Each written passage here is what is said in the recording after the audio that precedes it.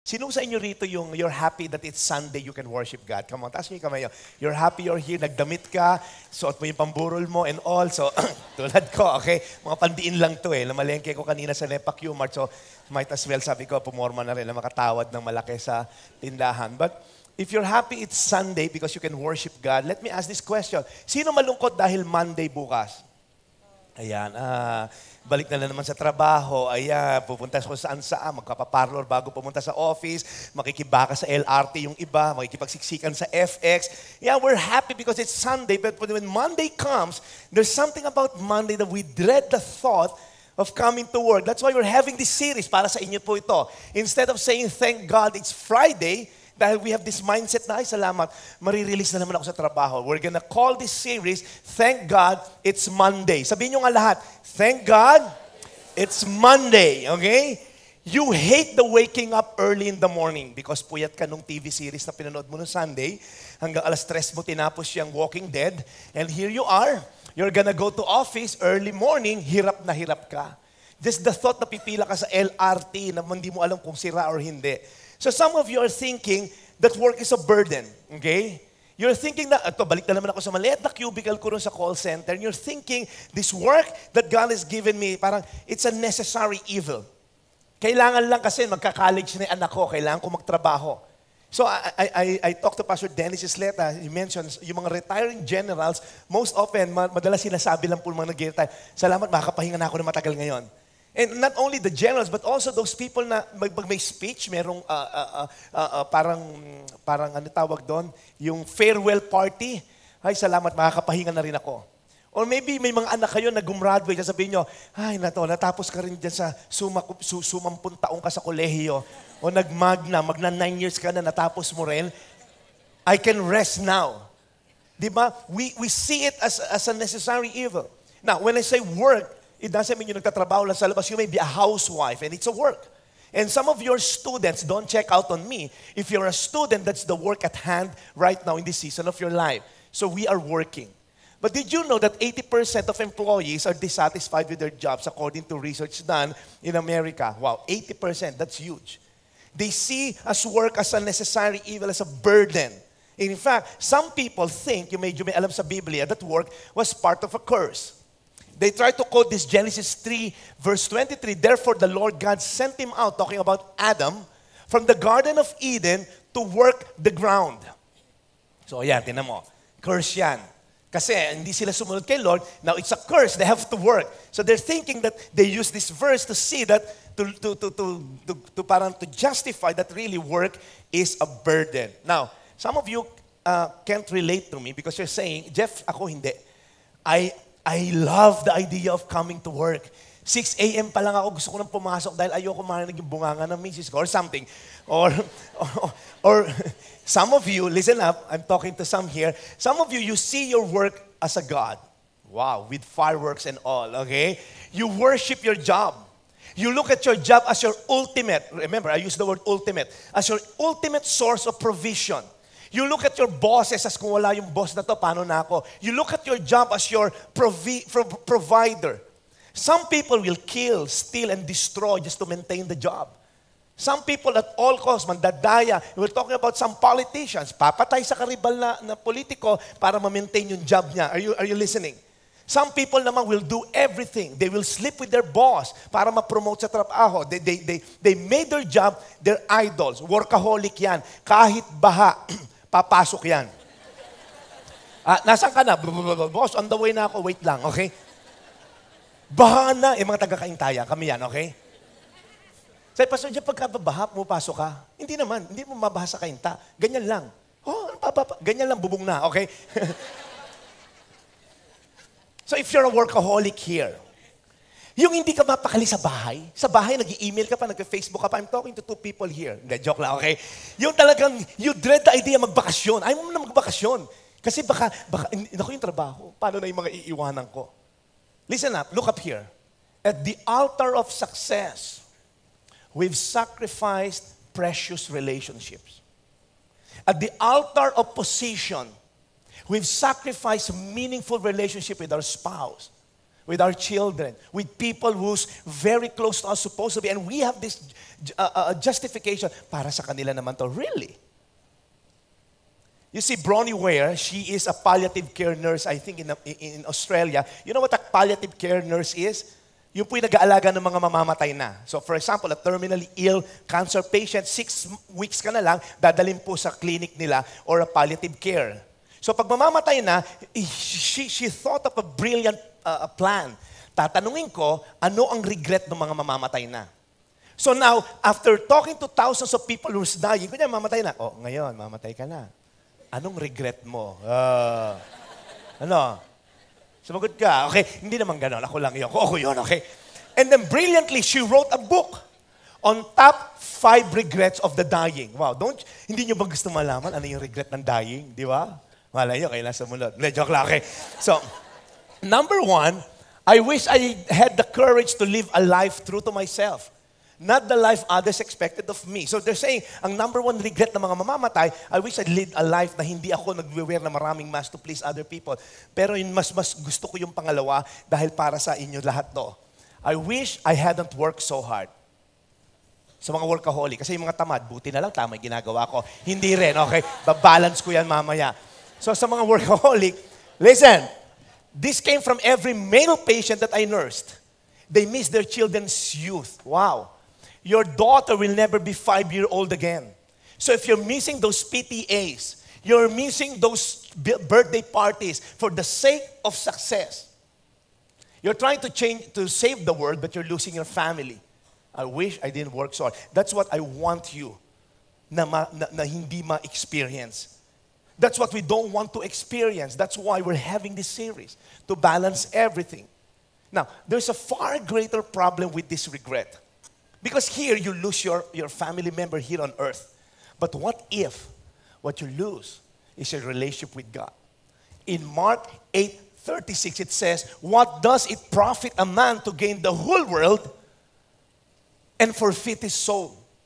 Yeah, you become the COO, the CEO, the president of your company, but in doing so, nag-compromise ka ng faith mo. In doing so, ang dami mong illegal na ginagawa. In doing so, ang dami mong pinapatay na tao. In doing so, ang dami mong kinuhang mga ari-arian na hindi dapat sa inyo. But because you're powerful and you have the connection, what's good for you to gain the whole world and then go to hell? That's why for the next 3 weeks na natitira, huwag kang mawawala, because the goal of this series is that at the end of this series, we will understand that work is a blessing. Everybody say blessing. That work is a blessing from God. Okay? It's not from you. It's from God and can be enjoyed by reflecting on God's character and nature. It's from God, whether you're a housewife, doing homeschool, whether you're an engineer, you're an architect, you're a call center, you're a janitor, you're a security guard. It's not a burden, and neither to be worshipped as well. That's why it's important to understand that work was never part of a curse. I'll give you the verse that says it's a blessing in Genesis 2:15. The Lord God took the man. This is the first time He fashioned Adam. The first time He molded Adam and breathed life to him. Here's what's the first instruction to Adam. The Lord God took the man and put him in the Garden of Eden to work it and care of it. Wow. It's interesting to note from this very passage, the work was the very first responsibility given to man. Wow. Hindi sinabi ni God nung pagkakreate kay Adam, Adam, medyo nahirapan ka yata sa pag-create ko sa'yo, matulog ka muna. Or kumain ka muna dyan, Adam. Or, Adam, ano gusto mo? Whatever, may rocking chair dyan, mag-rocking. No. The first responsibility given to the created man was to work. That's why we're going to have this series, that you need to work. That thank God I'm blessed. It's Monday. So today we're going to talk about the God who works in the first week. Next week we're going to talk about the work that works. What kind of work that will work? And then next week we're going to talk about the type of man that works. Ano yung mga quality? Kaya don't miss this trip, please lang. Kung may tamad kang asawa, papuntahin mo rito, i-drag mo araw-araw, okay? Linggo-linggo. So the man that works, and if you want to tweet this and post this on Facebook, use #TGI Monday Series. Why do we want to enjoy our job? Because according to study, you're going to spend 90,000 of your hours in your lifetime working. Imagine, more than half of your life you're gonna spend working in an office. More than half of your life you're gonna spend working. If you're a full-time mom, whole life mo, okay? But if you're an office worker here, an average person will spend 90,000 hours at work over his or her lifetime according to Business Insider. Wow! Average pa yon. Kung hindi ka average. Well, what's my point? If you're gonna spend half of your life working, you might as well learn how to enjoy it. Tama po ba? Otherwise, you're gonna spend half of your life. Umaga na naman. You drag your feet papunta sa shower. Parang ayaw mo maligo. Dahil ano ngayon, malamig, di ba? Bagay, unang buhos lang na may malamig. So, yung unang buhos tapon mo, okay? So, the God who works, we're gonna talk about the God who works, okay? Hindi makarelate yung iba, walang tabo, okay? Sa amin tabo kasi, okay? The God who works, we're gonna look at 3 things about God. That God was the first worker. He is the first worker. He is the finest worker, and also He is the finisher worker. So tatlo lang po yung pag-uusapan natin all throughout this preaching about these 3 characteristics of God when it comes to working. Let's talk about first that God was the first worker. In Genesis 1:1, it says, in the beginning, look at this verse. Okay, I want you to focus on this word. In the beginning, sa simula. Okay, if you open your Bible, the very first book, Genesis, the very first chapter, which is 1, and the very first verse is 1, Genesis 1:1. In the beginning, look at what's happening here. God created. In the beginning, God is already working. God created the heavens and the earth. God wants you to know that when you open that Bible, when you open that book, the first Bible, the first book, the first chapter, the first verse, the first words, the first sentence, you'll see that God is working. He's never a bum. He's not a freeloader God. And some people will tell, Jeff, okay lang tamad, hindi naman pagod. Okay lang, sige, bahala ka. Di bali lang tamad, di naman pagod, okay? Starbucks pa, di ba? Big time, okay? Alam yung problema sa Filipino mindset? Because ang sikat na karakter sa atin, lalo na yung panahon ni Rico Wong, ay si Juan Tamad, okay? Parang yan yung nakalakan natin, na si Juan Tamad nakahiga, hinihintay malaglag yung mansanas. And we've lived up to those mentality. Na ang mga Pilipino tamad, and not only that, we were influenced by the Spaniards, mahilig sila sa siesta. Pag kami gagawin pa, tulog muna tayo hapon, mainit. No wonder pagpunta mo sa mga government offices, 1:00 na, 2:00 na, nagme-makeup pa yung mga kakagising lang. 2:00 na te, break time namin, okay? May yosi break pa. But then, you see to work because our God is working. And let me tell you something. We're created in the image and likeness of God. So if God is working, if God worked, hindi ba dapat tayo rin? In fact, it's a command in Exodus 20 verse 9, 6 days you shall labor. Hindi man ako buntis Ibang labor yan, okay? 6 days you shall labor and do all. Hindi some, hindi few, but do all your work. Listen up. We have to work not just because it's a command, but because we bear the image and likeness of God. That our God is never a petics God. You know what happened pag petics ka? Alam mo petics? Yung idol. You know what happened pag hindi mo ginagawa what you're supposed to be doing?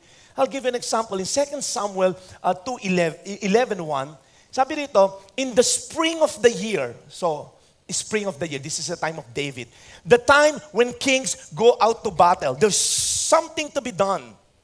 There's a job at hand. There's a task at hand for kings. And that is to go out to battle. Look at what David did. David sent Joab. May pinadala siya si Joab. And his servants with him and all Israel. Listen up. Tingnan nyo to. But David remained at Jerusalem. When he's supposed to be doing something, he's doing nothing. When he's supposed to be fighting for God, he stayed in the comfort of his palace. Look up here. When dads should be working, when dads should be providing for their children, when husbands should be providing for their wives, nandun sila sa bahay, nagfe-Facebook. You see what idleness can do to you? 5 minutes of idleness, kaya-kaya kang kainin ni Satan ng buhay. Just 5 minutes of idleness is what Satan needs Pag nag-pop up sa screen yung pornography and because your mind is idle, you have nothing to do, then suddenly your mind will be polluted. You're open to anything. In fact, according to Matthew Henry, idleness gives great advantage to the tempter. Standing waters gather filth. Alam niyo yung mga stagnant water? Yung mga stagnant water, dun po yung pinamamahayan ng lamok. Pag hindi gumagalaw. Iba po yung rest. Rest is different from idleness. Idleness is doing nothing when you should be doing something. So if you're the father of the house, you're the husband in the house, our role is to provide. So if you're doing nothing, believe me, when you're supposed to be doing nothing, lando ka sa bahay at you're in the comfort of your house. Some of you, listen up here. I'm not pertaining to anybody, but if you're that person, mama's boy ka. You're provided. I have some people in my small group like that before. And bro, you have to go out of your house. You have to go out of your comfort zone. You have to leave your parents because that's commanded in the Bible. A man will leave his father and mother. As long na nandiyan ka sa nanay at tatay mo, you can never lead your family because there can never be two kings in one palace. Because the reality is, he who pays the bill calls the shot. Ganun lang kasimple yun. Sino nagbabayad ng Meralco, tubig at yung bahay, yung amortization o kung amilyar, he's the king. So kung nakikitira ka sa magulang mo, Pastor, okay naman, practical, it's never practical. I'm so blessed. I shared this last night in the Saturday service. It's a good thing my mother-in-law is not here today. Okay? So, kahapon kasi nandun, hindi ako makabomba eh. Pag kayo makakabomba ako, okay? I've been married for 19 years. And in the early part of my marriage, we lived sa mother-in-law's house ko for like 2 months. Ang sarap kasi, yung condo unit nila nasa penthouse. So top floor, may gym, may pool. So nag-enjoy ako. Siyempre, okay, patay gutom, tapos nakatira ka bigla sa condo, di ba? Sarap dito. I kinda like this place, sabi ko sa wife ko, okay? Di mga 1 buwan na kami, enjoy na kami. Sabi nung biyanan ko, bagong kasal kayo, naghahanap ba kayo ng bahay? Opo, mami, naghahanap po kami ng bahay. May guest room sila, ginagamit namin. So lahat ng gift, sa kasal, nandun lahat. So, i-enjoy na ako 2 months na. Sabi ko, honey, okay, kaya yung parents mo, palabasin natin sa bahay na to. Sila lumabas, okay? Sila maghanap ng bahay. Parang nagugustuhan ko na rito okay? But then, I'm thankful because my mother-in-law, my parent-in-law, push us out. You have to look for a place. Hindi kayo pwedeng habang buhay dito, Jeff. And I'm so thankful after being married for 19 years. I wouldn't be the man that I am right now in terms of providing for my family, the character, the perseverance that I incurred during those trying times na hindi ako makabayad ng apartment na 5,000. When I lose my job, I have to do everything. I became a salesman ng lahat, pati punerarya, lahat, barel, lahat na binenta ko. Flyover sa EDSA, tinatry kong ibenta. And wala na akong mahanap na trabaho, I have to sell isaw and toknen. Would you believe? Yung forma ko na to, nagtinda ako ng isaw. Oh, shucks. Pumipila ako sa NEPA Q-Mart, 3 a.m. in the morning. Papiliga ka ako ng mga pang isaw, 2 kilo. Ay, wala akong isaw din 2 kilo. By the bulk ho rito, 10 kilos. Hanap ako ng kasamahan ko para makabuo kami ng 10 kilos. Seriously. Because yung maid namin, of course, Pilipino, kahit mahirap, may maid. Okay, so may kasambahay kami, marunong magawa ng adobong isaw and also I'm selling isaw, I'm selling those Adidas for like 6 months just to feed my family. And I have to go. Kailangan mo magutom, pare. Para malaman mo, you need to work. Pag ikaw sinusustain ka ng in-laws mo, they're not good parents. Walang mabibuild na muscle. Unang-una, muscle to trust God and faith to believe God for provision. Yung tuhod ko na pudpud kada dasal. Nasanla namin lahat ng alas namin from wedding ring. This is a new wedding ring. Because we have to trust God. Because those trying times produces in me perseverance. And while you persevere, it produces in you character. And those character will give you hope. So some of you are hopeless. Because you don't have any character. And some of you have no character because you don't persevere. Some of you don't persevere because the times of trials, which is preeminent lagi yung trials, ayaw mo ng trials. Shortcut, illegal way, the best way, makitira sa biyanan. Ba't ba ako umattend dito? So guys, when we're idle, we're not practicing the faith to trust God and to believe. Alam niyo ba mga mayaman, why the super rich aren't leaving much of their fortunes to their kids? from Bill Gates to Warren Buffett, lahat po yan. They're not gonna leave the whole inheritance. 76 billion kay Bill Gates, hindi niya iiwan sa anak niya. You know why? Because hindi na yung creative juices sa anak niya, kung ala na, magiging eat, drink, and be merry na lang. The reason why is because hindi po nila, kung iiwanan nila sa anak nila, hindi magtatrabaho. Magiging patabaing baboy. Because 76 billion is 76 billion, hindi ka na kailangang magtrabaho. But Bill Gates wants their children para mapiga yung creative juices and you can be the man and the woman that God has called you to be. That's why if you're here today and you're an idle person, you better work. Because Satan is always at the door trying to tempt you. And if you're not busy doing anything, pornography is at the door. Believe me. It's just knocking. It's just one click away. Hindi mo kailangan hanapin. It will pop up on your screen. So God was the first worker. And that's only the first worker. Lipat na tayo. Ay, nakahinga na iba. He's also the finest worker. The earth was without form and void. Look at how God works, okay? The earth that was without form and void, and darkness was over the face of the deep, and the Spirit of God was hovering over the face of the earth, of the waters. And God said, by mere words, that's how powerful God is, from nothing into something. Imagine for a moment, tayo lang, di ba? From nothing, God has brought us to this place. Into something. From mere words, okay? God is the finest worker. Let's look at the work schedule of God. On day 1, He created the heavens and the earth, the light and darkness. On day 2 lang naman, makakreate nga ng heaven, okay? In day 3, He created dry land, seas, vegetation, the sun, the moon, and the stars on day 4. On day 5, all the living creatures in waters, birds in the air. On day 6, He created land, animals, and people. Imagine, God was a busy God. And He's the finest worker. And not only that, 7 times He mentioned good, but then when after all the creation, He saw man, and God saw everything that He made, and behold, it was very good. God is a finest worker. We can see the excellence and the grandeur of the work of God as we look at creation. We just sang it a while ago.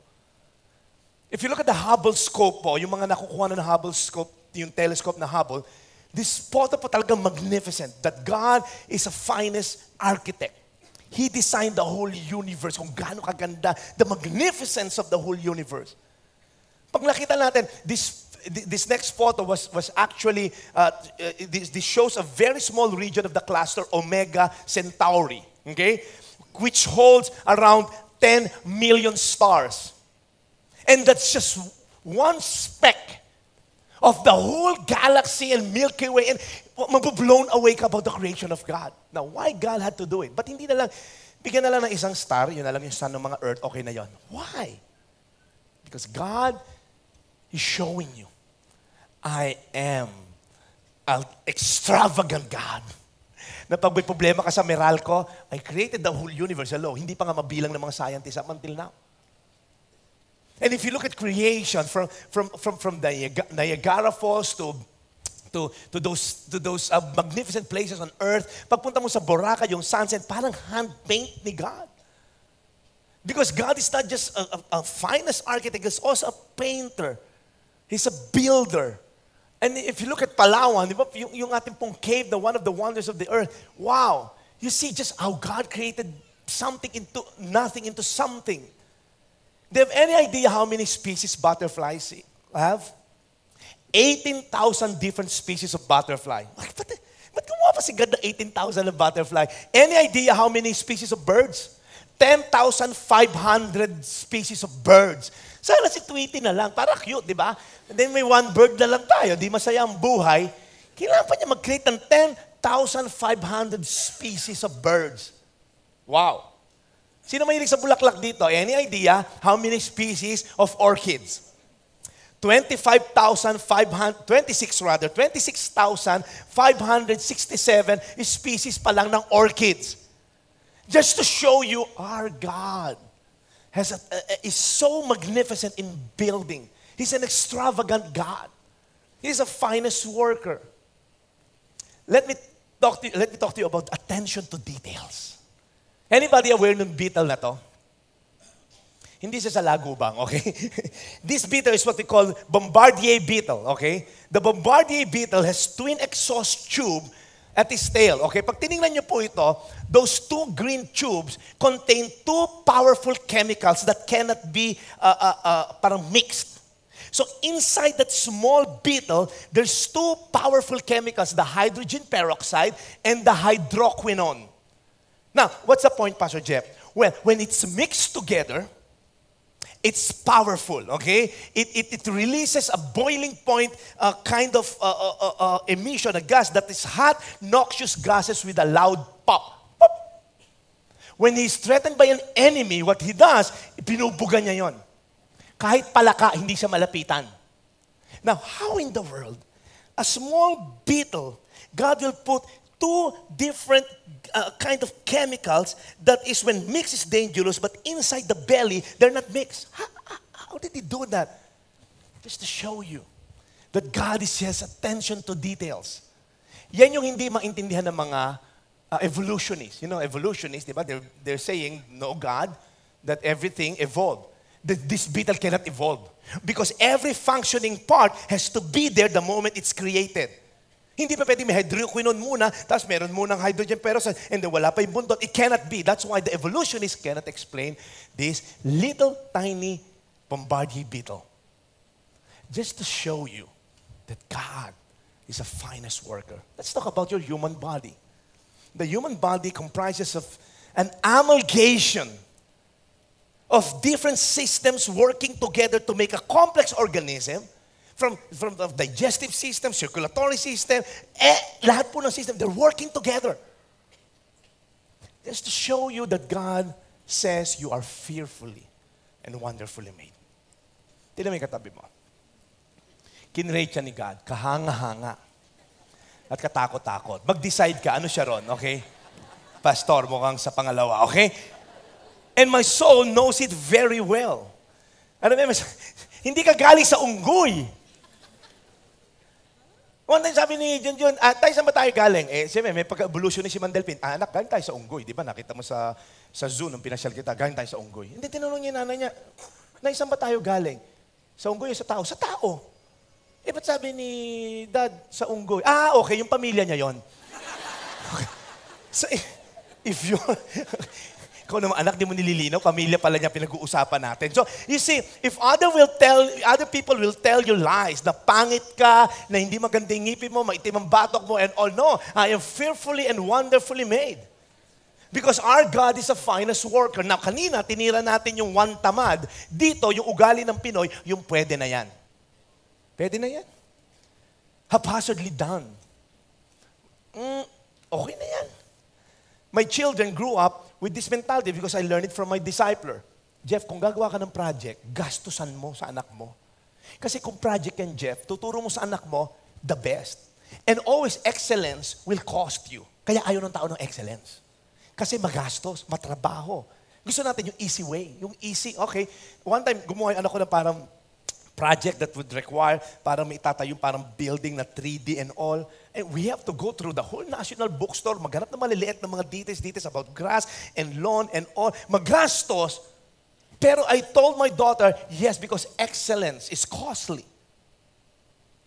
Now, hindi naman yung extravagance na talagang over sa gastos, but I'm just balancing this that you have to be an excellent worker.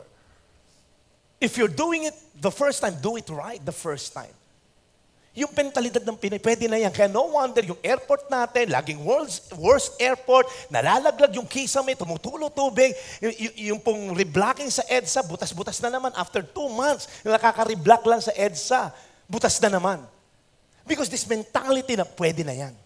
That's why we need men and women sa politics or sa government. That's why we need men and women in the workplace who have integrity and who have character and will work like God, that he is a finest worker. Do you see a man skillful at his work? He will stand before kings. He will not serve before obscure men. Kaya po yung mga excellent na tao, yun yung nag-excel.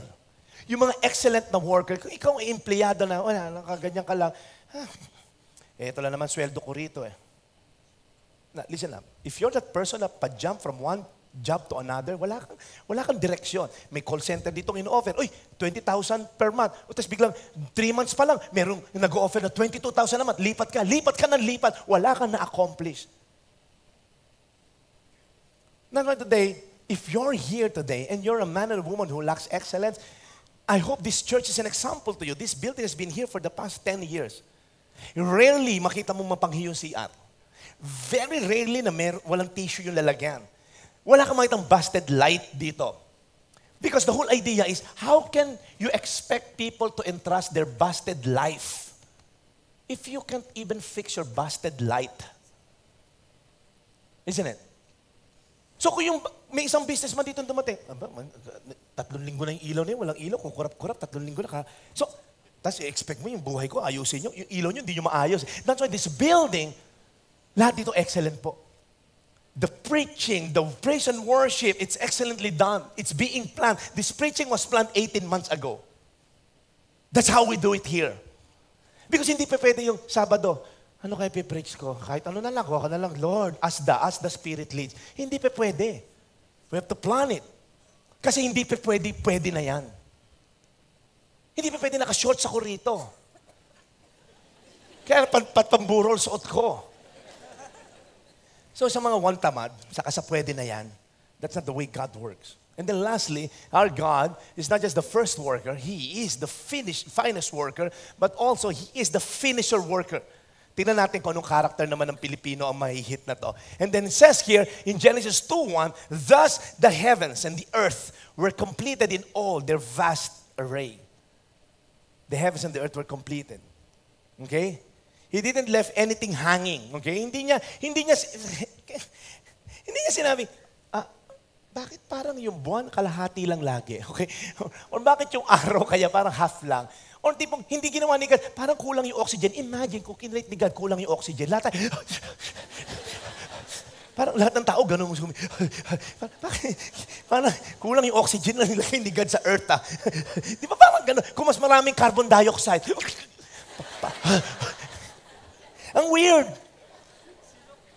Puro sinuka. At wag na natin sabihin, di ba?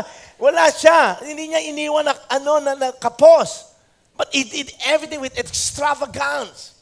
More than you'll ever need just to show you, I am a provider. I can provide for you. If I created those heavens and the earth na wala namang makikinabang, just to show you, ganito kita kamahal, anak. Kahit you're just a speck of dust on earth, ganito kita kamahal. And then it says here, by the seventh day, God had finished the work He had been doing. So on the seventh day, He rested from all His work. Not because He is tired, because God is never tired, He never grow weary, but because He wants to enjoy His creation. Some of you, sa mga workaholic, pag nasa bahay ka na, huwag ka na mag-check ng email. Pag nasa bahay ka na, huwag ka na mag-check ng Facebook. Kausapin mo yung asawa mo, na whole day nandiyan sa bahay. O kuya, pag nasa bahay ka na, huwag ka na mag-check ng mga Instagram kung ilan nag-like sa picture mo. Hello, pinost mo, pintuan. Ano ba sino mag-like nun? The door. Kutusan kita dyan eh. Walang ka-sense ang post mo. Talk to your child. Alam mo, yung bata, si Junjun, bata, Mami, look at my drawing. Yung nanay, busy yung Facebook. Ay, cute naman. Mami, look at my, cute ng dinosaur, anak ah. Ma'am, ikaw to eh. Dinrawing kita na eh. Dinosaur? Baka dinosaur tingin sa inanin mo dahil extinct ka talaga, hindi ka makita. Listen up. Tingin kayo rito. Hindi po yaya. Hindi yaya ang solusyon sa absence nyo. At lalo hindi iPad. Some parents here, para masustain po yung mga anak na nasa tabi nila, bibigyan ng iPad. Okay, mag-iPad ka dyan, mag-Facebook ako. That's the worst parenting. In London, in UK, yun po yung growing business ngayon sa mga doktor, therapy sa mga bata, ng mga screen agers, puro screen ang kaharap. They lack the enthusiasm, wala silang gratitude, they lack the delaying gratification. They want immediate gratification because sa iPad, I don't like. Next, pangit. Next, bura, delete, new download, ang bilis. So sa reality, ina-apply din nila. Pagkain nila yung pagkain, palitan to. Pagkain nila yung tao, palitan yan. Lahat, ina-apply nila sa lahat. Pag nagkasawa yun, ayoko sa'yo, alis ka dyan, okay. Ano ina-address na to? Kung one tamad at pwede na yan, ito yung mga ningas kugon. You're a jack of all trade, but the master of none. Kung katulad nyo ako, noon nagigitara kasi ako I love playing guitar. Pero puro ko intro. Ang tawag nga sa akin, intro boys eh. Ang kaya ko lang intro, saka chorus. Pagka sumunod na, wala na, hindi ko na alam. Or chorus lang madalas alam ko, hindi ko alam yung gitna at dulo. So if you're a ningas kugon, alam niyo ningas kugon? You started something and you're not able to finish it. Ang dami mo sinimulan. Nagsimula ka sa networking na to, and then nakakuha kang downline, kumita kang konti, lilipat ka naman sa networking na sinisiraan mo nung nandun ka. Tapos sabi mo, oo nga, pangit pala yung kumpanya na yun, na-recruit pa naman kita, pero ngayon, ito na yung the best. Ha? Tapos lilipat ka naman sa kabilang networking, wala kang na-accomplish. Lilipat ka sa isang kumpanya, lilipat ka dito sa isang real estate company, lilipat ka sa kabila, and then ang dami mo ng binenta, nalilito na yung customer. Di pa sabi mo, pangit yung ganitong kumpanya, bakit ngayon? Ay, hindi pa na-realize ko talaga, pangit yung pasweldo nila. Hilong-hilo sa kliyente mo. Ang nangyari, tumanda ka lang, wala ka na-accomplish. And I pity those people na if this is you, I don't mean to na ikaw to, no? Nakakasabay ko minsan sa jeep, sa LRT, 70 plus years old na, may mga dala pang mga brown envelope, mga networking, insurance. If you happen to reach the age na katulad ni Rico Wong, na 50 plus, dapat consultant ka na lang katulad niya.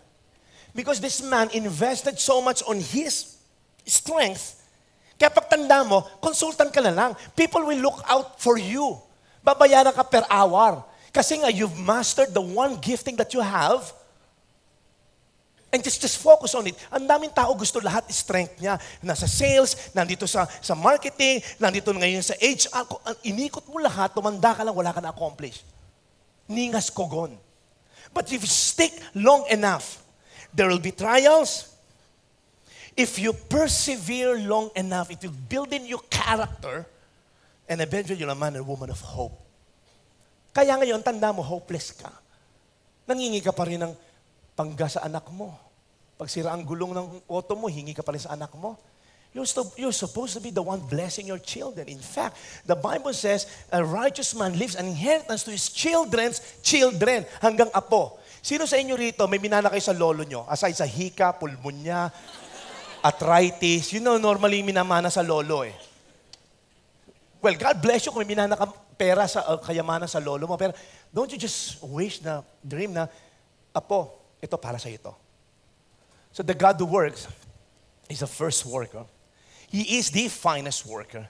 And also, He is the finisher worker. As I end on this, I can't help but really look at the work of Jesus Christ. Because Jesus Christ worked, okay? When He was born, He was never born in a kingship. He was never born under king na naging prince siya and then He just calls the shot. He was born in a poor family of a carpenter. He was a carpenter. He's working. And tingnan mo yung naging impact ng buhay ni Jesus Christ. If you look at Israel, it's just a 7-hour drive from north to south. 7 hours. Ang liit po ng Israel, okay? Okay? And I think from east to west, it's like a 4-hour drive. So, how come Jesus Christ, in a span of 3 years, working in the calling that God has called Him to be, how come He impacts the world so much that there are around 3 billion Christians nowadays?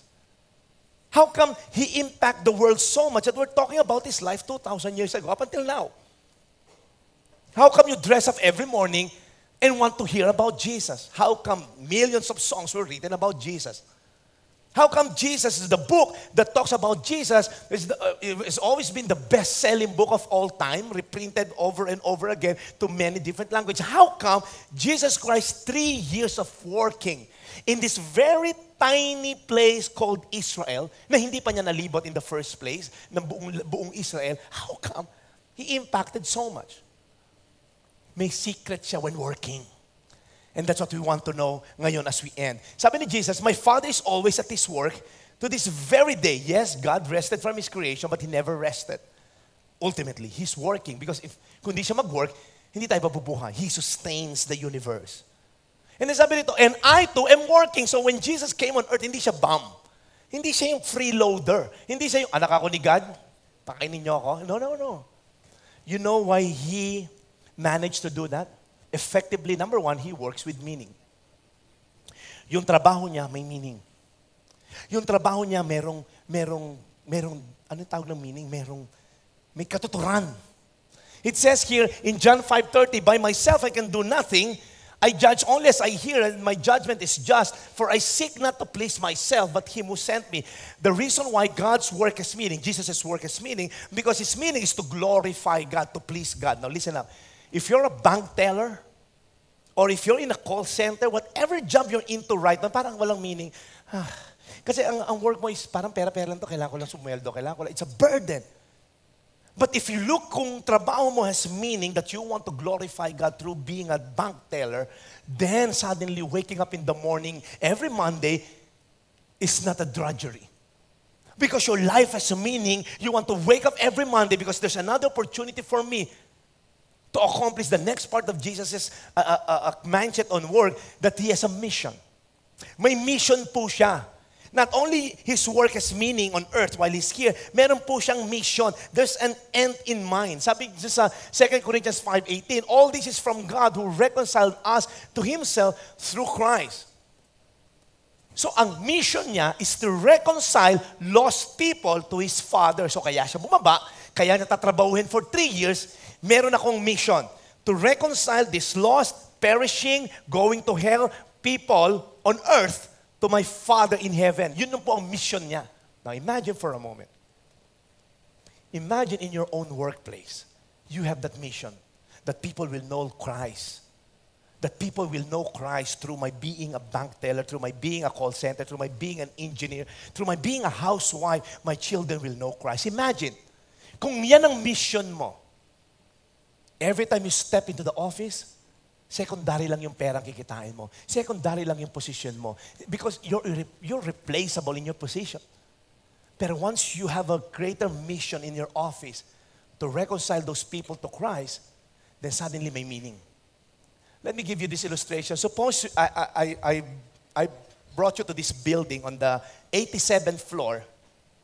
And then sinabi ko sa iyo, lalagyan ko ng ledge, papunta ron sa kabila, tumawid ka. Yung ledge, maliit lang. Parang 1-foot ledge lang.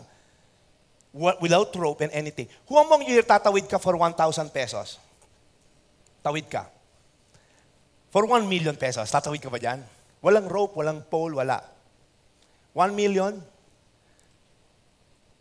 Higher, 100 million pesos, tatawid ka dyan. Hindi pa rin? Okay, last call sa mga tamad. 1 billion, tatawid ka. What if you saw on the other side, hawak ng kidnapper yung anak mo, nag-iisang anak mo. At kung hindi ka tatawid, iluhulog nila. Would you cross that bridge? I would. You know why? Because suddenly there's a mission. Suddenly life is at stake. Suddenly you realize, hindi lang pala pera-pera. I know people who are filthy rich, but there's no meaning, there's no mission in life. They're gonna try everything, drugs, sex, and then makita nila empty rin. So they're gonna end up empty. Because their work has no meaning, their work has no mission at all. That's why if you're working here, you dread the idea of going to office. I suggest that you have meaning in your work. I want to glorify God being a security guard. I want to glorify God being a COO. I want to glorify God being a janitor. And the mission, my life will be an example. My life, people will see around me. And eventually they will know Christ. And lastly, Jesus is a method. The method is, I have a beginning and I want to end this. He's a finisher. Stephen Covey said, always begin with an end in mind. 7 habits of highly effective people. Always begin. Ano ba talaga yung method na gagawin mo? When Jesus came here on earth, doing the work of ministry, he didn't just started by being born in a manger. He grew up in stature. He worked for 3 years, 30 years to 33 years of being Jesus Christ as the Messiah. And then lastly, at the cross, he said, when he received the drink, Jesus said, it is finished. He finished the work intended for him. With that, he bowed his head and gave up His Spirit. Let's all stand on our feet today as we end. You see, if you're here, I know that's a lot what we learned today. But you see, having an understanding that we were created in the image and likeness of God. Work was never a burden. It's a blessing from God. I'm talking about legal works, okay? Next week and the next 2 weeks, we're going to talk about all those questions. Paano, Pastor, yung trabaho, ganito, illegal. We're going to talk about that.